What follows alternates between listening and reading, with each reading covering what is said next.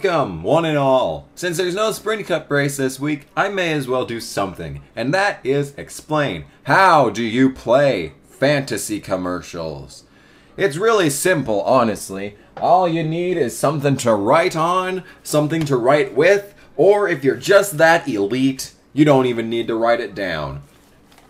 You see, every race, select 5 products that are commercialized on your NASCAR race and count how many times that commercial is shown on your TV. Yeah. There are a few catches though. We wouldn't want to make this too easy and have you pick Ford, KFC, Toyota, McDonald's, and then something else. You know, we wouldn't want to make it too easy on you. So there are a few rules and regulations that you need to follow by if you want to play legitimately fantasy live commercials. Rule number 1.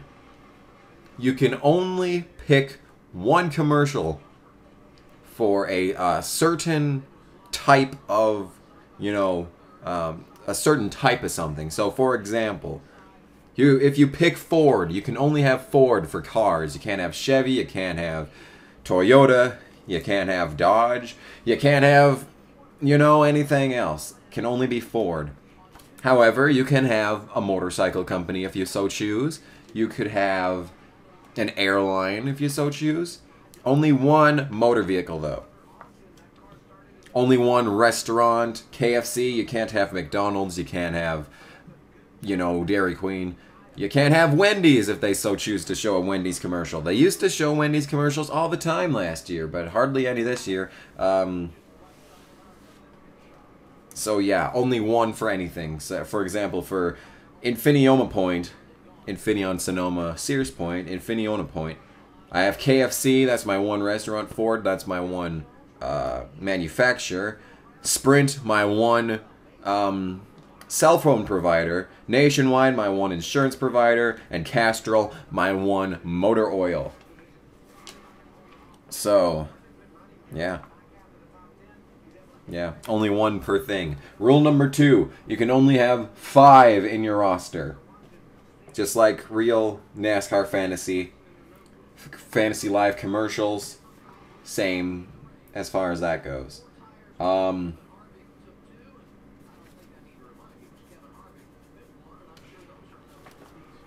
that's most of the that's the really the only rules that have to do with the commercials. Like, you can have any commercial you want so long as it's just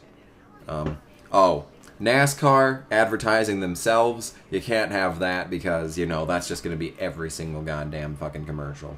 Just endless NASCAR advertising itself. That's at least one every commercial break. So, nope, can't do that.